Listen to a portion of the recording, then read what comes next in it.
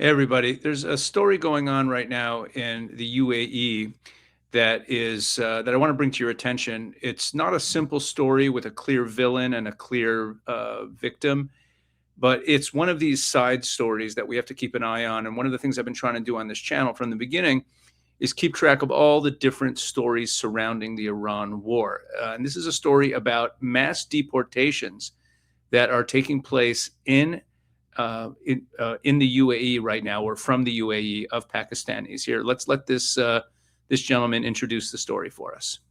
Thousands of Pakistani men and women are being deported from UAE for no reason and no crime committed. The UAE that was built by the blood and sweat of Pakistanis, today they decided to just throw them out for no reason at all. Multiple people have reported how they were just called from work one day, taken into a detention center. A lot of them were stripped naked as well, and then just sent back to Pakistan for no reason. They never posted about the war or anything against UAE. The mask of the fascist state of UAE is off now. So if you're a person who was deported from UAE for no reason at all, share your story in the comments. Okay. Thousands of Pakistani. So that's that guy. So let me explain what's going on here. There's a story I just put up on the screen, which you can see, and it's from New Lines magazine, which is a center-left publication. It was just published a few days ago, and the headline, as you see, is Pakistani nationals allege arbitrary detention and deportation from UAE. It's a long read. I'm not going to go through it. I'm not going to read through the whole article, but I want to share a few details from it and then explain what I think this is really about. Here's what's happening. Since the Iran war, the UAE has been detaining and deporting Pakistani nationals. According to a senior Pakistani Shiite cleric quoted here, roughly 5,000 families, that's about 15,000 individuals, have already been sent back to Pakistan. And the common thread is that the people being targeted are Shiite Muslims. So how are they being identified? The article reports that according to multiple accounts, Shiite identity is being determined through biometric data, fingerprint scans collected at Shiite mosques and houses of worship. Names are also a factor, names like Ali, Hassan, and Hussein, which are names that are common among Shiite Muslims. These are all ways of flagging people in the system. And here's one exchange from the article that illustrates how this is playing out on the ground. You have it talks about a Pakistani driver named Zahir Khan, and he was approached by plainclothes officers at the Mall of the Emirates while depositing cash. They took his ID and they took his phone and they took him to the police station. On the way to the police station, they asked him, "Are you Shiite or Sunni?" And he said that he was Shiite. And the response, according to the article, was, "That clarifies things." They also asked him if he'd heard about other people being deported. He said yes. There was no charges. There was no legal process. He was transferred between different detention facilities, and then he was put on a plane. Now, before I explain why this is happening, I want to be clear about what I'm doing here and what I'm not doing here. I'm not here to render a verdict on what the UAE is doing. I'm not here to make you feel a particular way about any of the parties in the story. All I'm trying to do here is help you understand something that is going on, a story that is happening in the Middle East that is not really being reported in the West, and also what this moment reveals about the broader dynamics of the Muslim world, because that's the real story here. Okay, so why is this happening? So you need to understand two things. The Sunni-Shiite divide is one, and the other is what the Iran war did to that Sunni-Shiite divide. The Muslim world has always had a deep internal fracture between Sunnis and Shiites. This goes all the way back to the 7th century. It's theological in origin, but it became geopolitical pretty quickly, meaning centuries ago. The Gulf states, Saudi Arabia, the UAE, they are Sunni-led. Iran is the dominant Shiite power, and for decades it positioned itself as the patron and protector of Shiite communities throughout the region, Lebanon, Iraq, Yemen, Syria. And the largest Shiite community outside of Iran is actually in Pakistan. Even though Pakistan's a Sunni country, Pakistan's a massive population. And this Shiite minority in Pakistan happens to be the second largest Shiite population in the world outside of Iran. So the rivalry between Sunni Gulf power and Shiite Iran is one of the central organizing dynamics of the modern Middle East.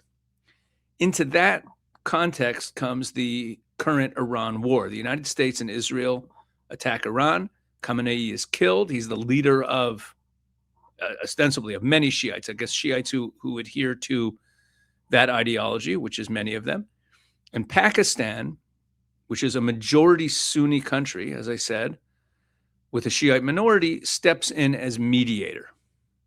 Pakistan hosted the talks between Iran and the US. Pakistan helped broker the whatever you call it, the ceasefire. They've been in the middle of it.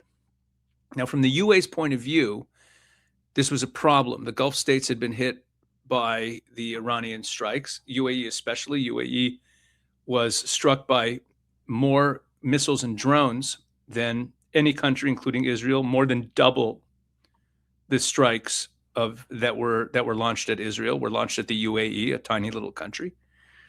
And here was Pakistan, historically an ally of the UAE, playing peacemaker on behalf of, or at least alongside, Iran, the country the UAE considers its primary regional threat. And the UAE was not happy about this. They wanted Pakistan to line up alongside the Sunni countries that were under attack.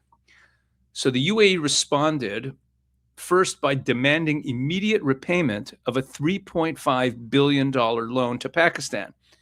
And that move was widely understood as a punitive move. The Saudis then stepped in and helped the Pakistanis pay it.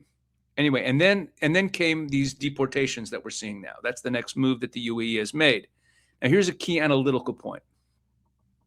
The UAE security services have publicly stated that there are threats in the UAE from Iranian-linked cells operating inside the country. They recently arrested 27 people they accused of being part of these cells.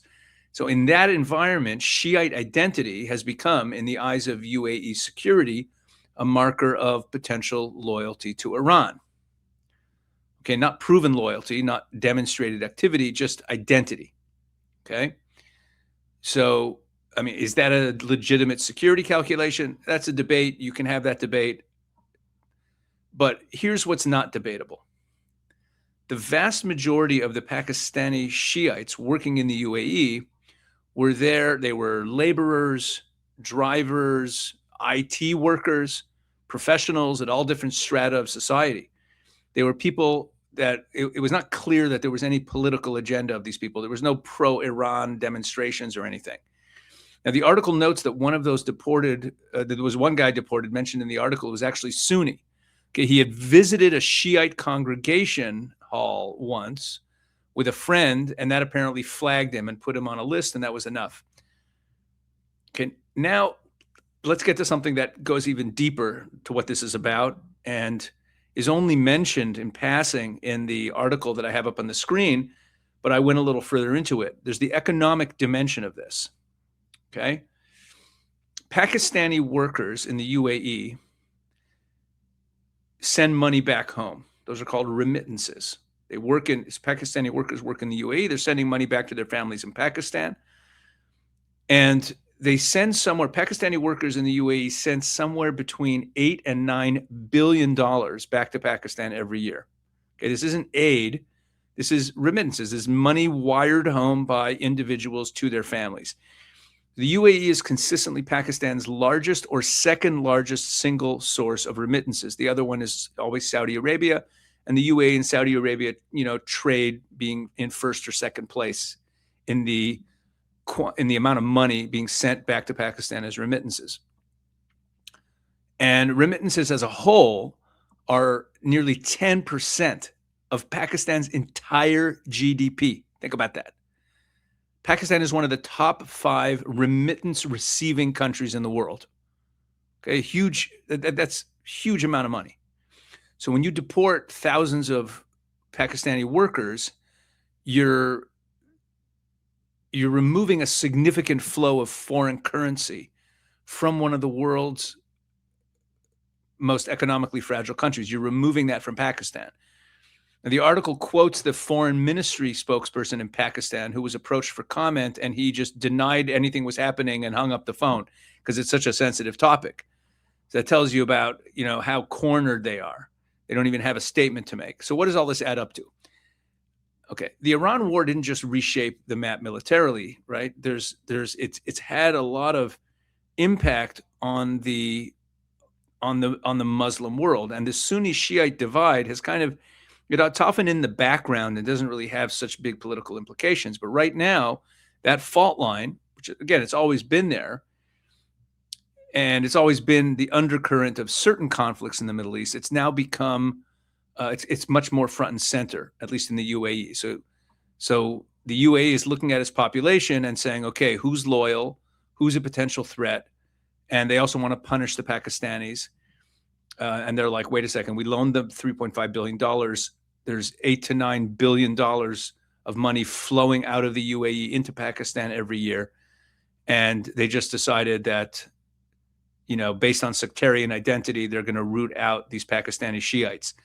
And this has consequences that go far beyond the individuals being deported. It means that the Muslim world is fragmenting even more along lines that were always there. But again, we're kind of latent or papered over at times. It means that the aftermath of the Iran war is going to have an impact on some of the relationships between these other countries that weren't directly involved in the war necessarily. Like the UAE and Pakistan relationship is obviously being harmed significantly, and also the relationship between the Gulf states and their migrant worker populations. The article ends with a quote from one of the deportees.